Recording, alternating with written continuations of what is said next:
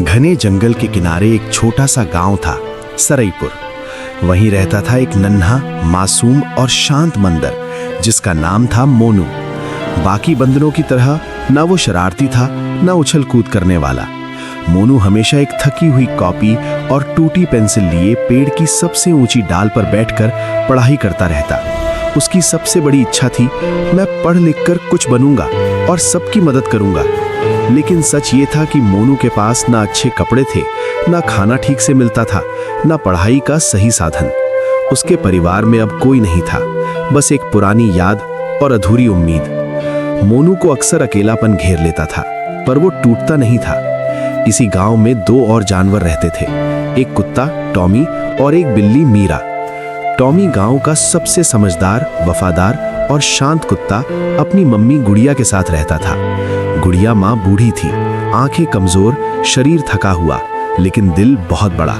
वो हर जानवर के दुख को अपना दुख मान लेती थी। टॉमी अपनी माँ से बहुत प्यार करता था, लेकिन एक बात उसे हमेशा दुख देती, माँ बीमार है और मैं अभी उन्हें दवा नहीं दिला पा रहा। टॉमी हर रोज गांव के घरों में जाकर छोटे मोटे काम करता, किसी का सामान ढोता, किसी के खेत में पहरा देता, ताकि कुछ दाने और थोड़े पैसे जुटा सके।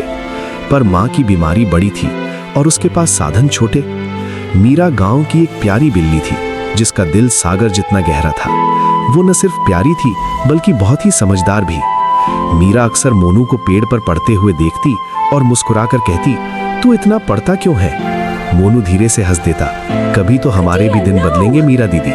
हाँ, मीरा को मोनू दीदी कहता था, टॉमी को भैया और गुड़िया माँ को माँ, क्योंकि उसके पास न कोई था, न कोई सहारा।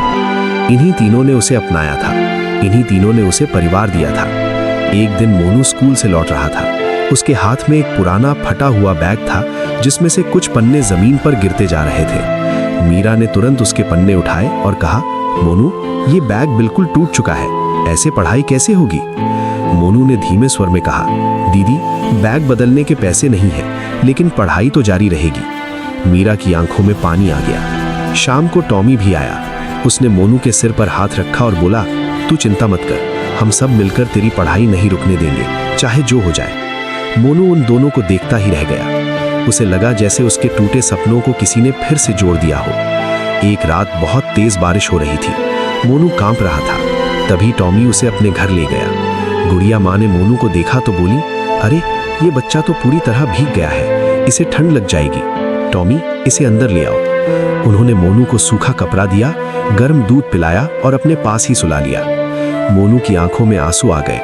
उसे याद नहीं था कि आखिरी बार किसी ने उसे इस तरह प्यार से छुआ कब था। उसने कांपती आवाज में कहा, माँ, क्या मैं सच में यहाँ रह सकता हूँ? गुड़िया माँ ने उसके सिर पर हाथ रखा, बेटा, तू मेरे बच्चे जैसा है, जब चाहे आ सकता है, ये घर तेरा भी है। उस रात मोनू पहली बार चैन से सोया। अब रोज सुबह टॉमी, मीरा और मोनू साथ में पढ़ाई करते। मोनू सबसे तेज था।